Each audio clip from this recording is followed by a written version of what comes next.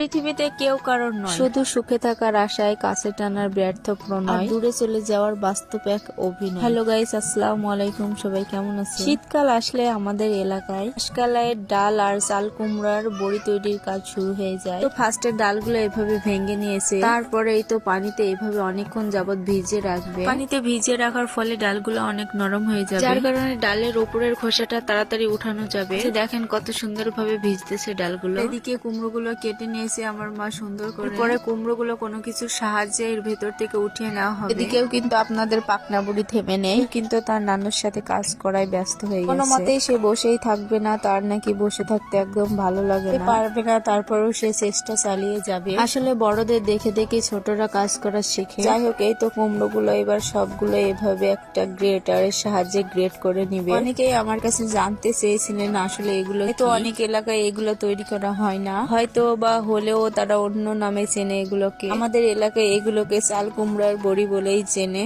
চালগুলো কিন্তু আমার মা সুন্দর করে পরিষ্কার করে নিয়েছে। এর ভিতর যে দু একটা খোসা আছে সেটাও সুন্দর করে পরিষ্কার করে নেবে। এতে কিন্তু অনেক পরিশ্রম করতে হয়, কোনো কাজই অতি সহজ নয়, সব কাজেই কঠোর পরিশ্রম করতে হয়। কোনো পরিশ্রম না করে যদি কোনো কাজে সফলতা পাওয়া যায়, সেই সফলতার মাঝে তেমন কোনো আনন্দ থাকে না। একটা কাজ কঠোর পরিশ্রম করে করার পরে যদি তার রেজাল্ট ভালো হয়, তবে যে খুশিটা লাগে বলে বোঝানো যাবে না। কুমড়োগুলো ধুয়ে পরিষ্কার করে নিয়েছে, তারপর এর ভেতর থেকে সমস্ত পানি বের করে নিয়েছে। কতটা ঝরঝরে হয়েছে কুমড়ো আর ডাল একসাথে মিক্সড করে পরের দিন সকালবেলা চিনির সাহায্যে ভাঙ্গিয়ে আনে এক রকমের আটা তৈরি করে নিয়ে আসে।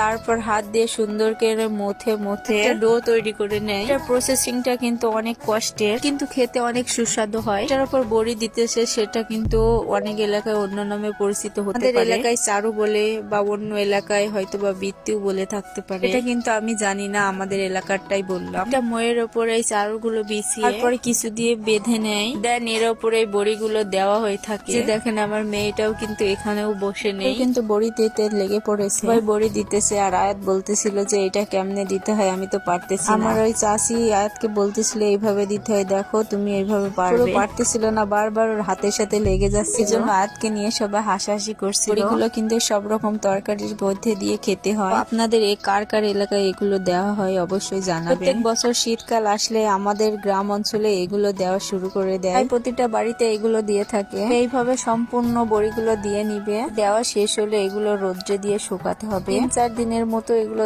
রোদ্রে শুকিয়ে নিতে হয়। শুকানোর পর এগুলো কেমন হয় দেখতে, সেগুলো আপনাদের পরের ভিডিওতে একদিন দেখাবো। ভিডিওটি ভালো লাগলে অবশ্যই একটা লাইক, কমেন্ট ও শেয়ার করে দিবেন। এই যে আপনাদের পাকনা বুড়ি পরে পারতেছিল না বলে ওইখানে ছোট ছোট করে দিয়েছিল। ভিডিওটি এ পর্যন্ত, নেক্সট ভিডিওতে দেখা হবে। আল্লাহ হাফেজ।